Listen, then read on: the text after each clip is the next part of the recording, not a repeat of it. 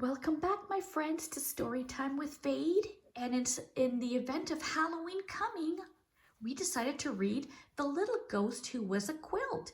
It's written by Riel, Nason, and illustrated by Byron, Eggenschwiler. Don't forget to hit the like and subscribe button, and let's jump right into The Little Ghost Who Was a Quilt. Once there was a little ghost who was a quilt. He didn't know why he was a quilt. His mom and dad and all his friends were sheets. They were light as air. They flew high and fast and twirled and whirled in the sky. They could even ride on a gust of wind and then whoosh back to the ground like they were going down an invisible slide. The little ghost who was a quilt was heavy because of his layers of fabric. It was hard for him to lift off, and he was a slow flyer. He got hot and sweaty when he tried to go faster. The only time he attempted to twirl and whirl, it didn't end well. One day, he and his friends were at the park when they heard someone coming. His friends zoomed away because ghosts are terrified of people, but the little ghost couldn't escape quickly enough.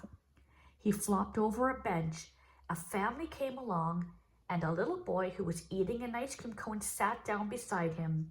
The little ghost had never been so close to a human before, and he felt fear in every fiber of his fabric.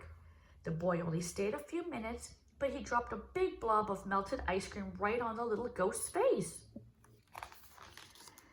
Later, when some other ghosts saw him, they laughed at the stain on his forehead. The little ghost was embarrassed and also very sticky. The little ghost didn't like being different. His mom told him he had an ancestor who was a checkered tablecloth, and his great-grandmother was an elegant lace curtain. Everyone said she was the most beautiful ghost they'd ever seen. Even knowing that, the little ghost didn't feel any better. He wished he was just one fabric and not a whole bunch of squares sewn together. The other ghosts called him Scrappy, and he didn't like that. But there was one day that always cheered him up: Halloween. People seemed excited about ghosts on Halloween, and sometimes children dressed as them to trick or treat. Every year, the ghosts went to watch the festivities. They stayed silent and still in the trees and pretended to be decorations far away from any humans. Too heavy to hover, the little ghost who was a quilt usually draped himself over a clothesline.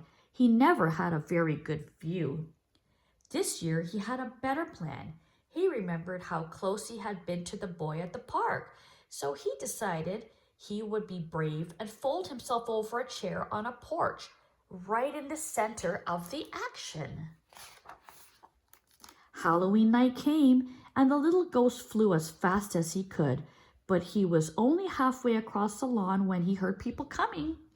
At the last possible second, he flopped over the porch rail.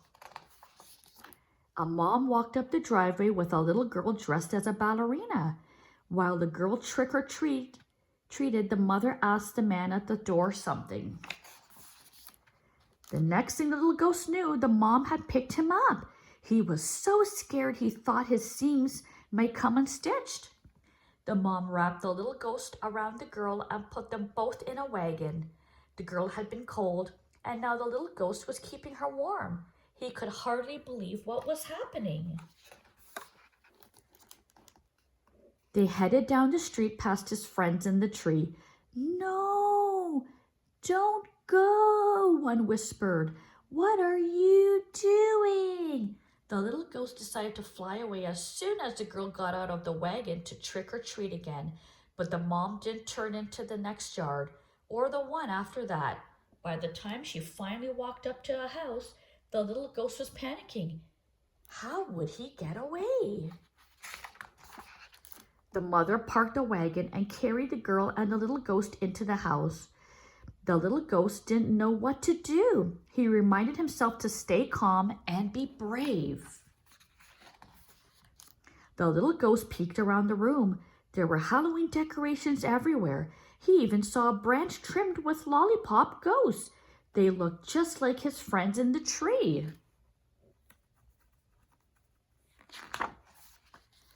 The girl tucked the little ghost who was a quilt under her legs as she sorted her candy into piles. He felt surprisingly cozy. Maybe things would turn out okay after all. The girl ate a chocolate bar, and when she wiped her sticky fingers on the little ghost, he didn't even mind. After the little girl was asleep upstairs, her mom gently folded the little ghost who was a quilt. She smiled and admired his fabrics and traced her finger along a line of his stitching. It tickled. She set the little ghost on the couch and went upstairs too. When she was gone, he flew into the fireplace and out the chimney. His smile was 3 squares wide. The little ghost's friends cheered and rushed over to him. They were amazed by his courage and wanted to hear every detail of his adventure. They flew slowly along with him all the way home. The little ghost was so happy that he felt like he was floating without even trying. Everything that had happened was because he was a little bit different. Everything had happened because he was a quilt. The end. I hope you all enjoyed today's story, my friends. Until next time, see you again.